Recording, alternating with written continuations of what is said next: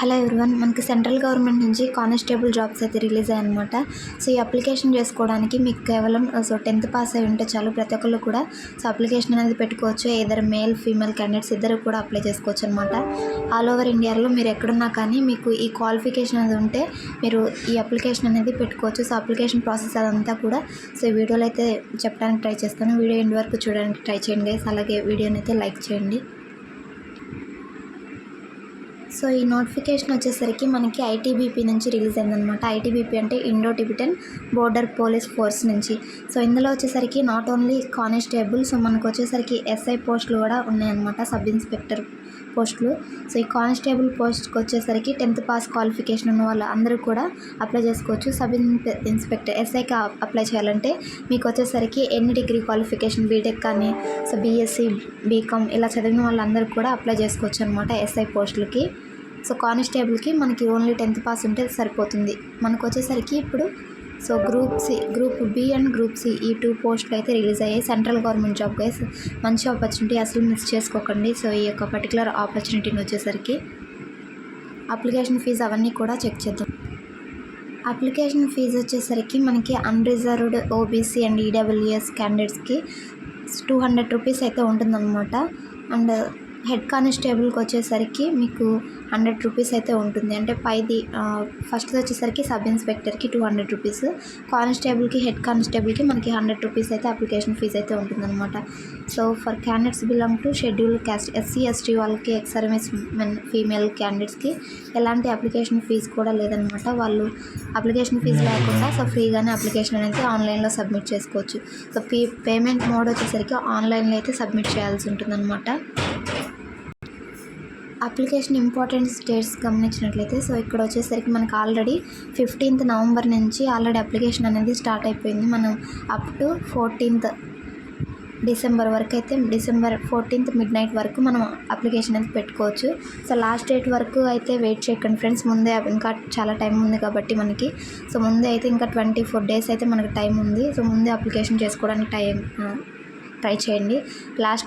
Last డేట్కి వచ్చేసరికి ఏమవుతుందంటే మనకి అందరూ ఒకేసారి అప్లై చేస్తూ ఉంటారు కదా, అప్పుడు ఆన్లైన్లో అప్లికేషన్ పెట్టుకోవడానికి సో ఎర్రర్స్ అనేవి వస్తూ ఉంటాయి.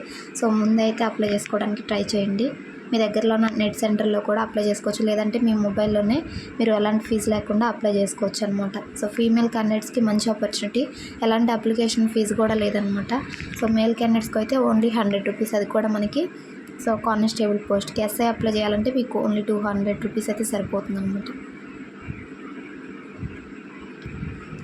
సో ఇక్కడ మీరు స్క్రీన్ మీద చూసినట్లయితే sub inspector, so telecommunication male female ఇద్దరు అప్లై చేసుకోవచ్చు. సో మీకు ఏజ్ వచ్చేసరికి ఇక్కడ 20 to 25 బిట్వీన్ అయితే ఉండాలన్నమాట, ఎనీ డిగ్రీ. అండ్ సెకండ్ వచ్చేసరికి మనకి హెడ్ కానిస్టేబుల్, ఇది వచ్చేసరికి 10th class and 10+2 so ITI pass అయిన వాళ్ళని అయితే అడుగుతున్నారు మనకి. నెక్స్ట్ వన్ కానిస్టేబుల్ పోస్ట్, దీనికి వచ్చేసరికి మ్యాట్రికులేషన్ అంటే 10th క్లాస్ అనమాట. మీరు 10th పాస్ అంటే చాలు. సో మీరు అందరూ కూడా అప్లై చేసుకోవచ్చు. 18 to 23 years మధ్యనైతే మీ ఏజ్ అనేది ఉండాలి. అండ్ ఏజ్ రిలాక్సేషన్ మీరు చూసుకోవాలంటే నోటిఫికేషన్లో అయితే చెక్ చేసుకోండి గైస్.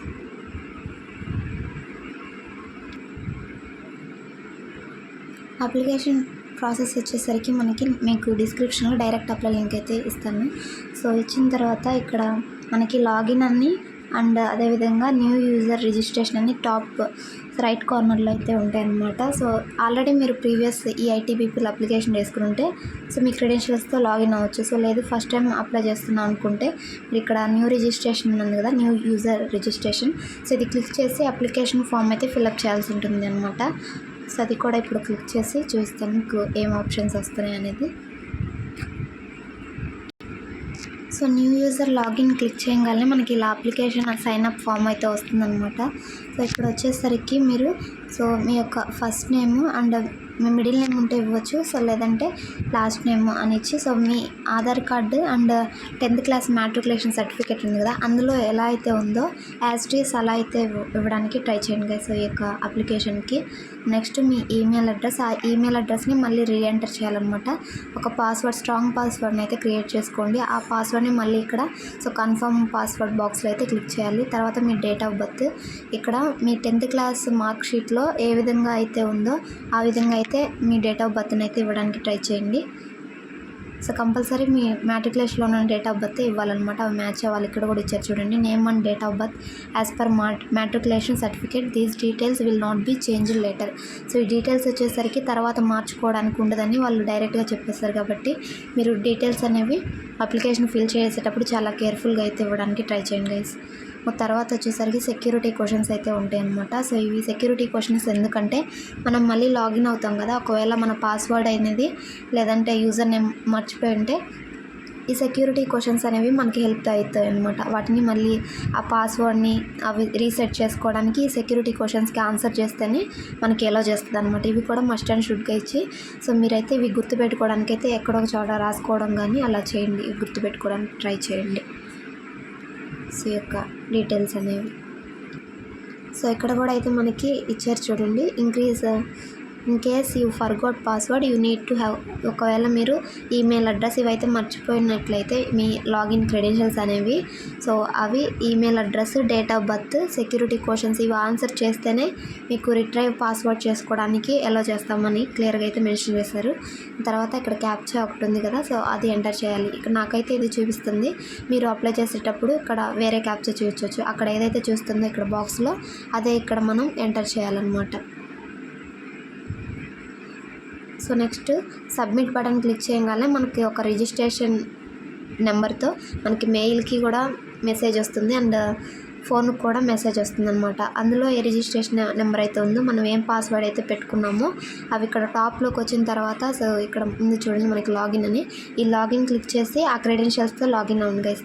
తర్వాత మీ ఎడ్యుకేషన్ డీటెయిల్స్ అవన్నీ కూడా ఫిల్ చేసి మీ ఫోటోగ్రాఫ్, సిగ్నేచర్ అవి అప్లోడ్ చేసి సబ్మిట్ చేయగానే మీ అప్లికేషన్ అనేది సో ఈ యొక్క ఐటీబీపీకి అయితే వెళ్ళిపోతుంది అనమాట. సో తర్వాత ప్రతి ఒక్కరికి అప్లికేషన్ చేసుకున్న ప్రతి ఒక్కరికి కూడా టెస్ట్ ఉంటుంది. టెస్ట్ ప్లస్ ఇంటర్వ్యూ అనేది మస్ట్ అనమాట. సో టెస్ట్ ఎవరైతే క్లియర్ చేసుకుంటారో వాళ్ళకి తర్వాత ప్రాసెస్ అనేది ఉంటుందన్నమాట. మీకు మెడికల్ టెస్ట్ ఇవన్నీ కూడా చేస్తారు. ఇది పోలీస్ రిక్రూట్మెంట్ కాబట్టి మనకి హైట్, వెయిట్ ఇవి కూడా చూస్తారు నోటిఫికేషన్లో. సో మీ యొక్క హైట్, వెయిట్కి రిలేటెడ్గా సో ఉందా లేదా అనేది అది చెక్ చేసుకోవడానికి అయితే ట్రై చేయండి గైస్. డిస్క్రిప్షన్లో నేను డైరెక్ట్ అప్లై లింక్ ప్రొవైడ్ చేస్తాను. ఎలాంటి డౌట్స్ ఉన్న అప్లికేషన్లో నాకు కామెంట్ చేయండి, నేను తప్పకుండా రిప్లై ఇస్తాను. So thanks for watching. ఎలాంటి జెన్యూన్ జాబ్ అప్డేట్స్ మిస్ అవ్వకుండా ఉండాలంటే సో మన ఛానల్ని తప్పకుండా ఫాలో చేయండి. Thanks for watching guys. మరొక మంచి జాబ్ అప్డేట్తో మళ్ళీ కలుద్దాం. Signing off.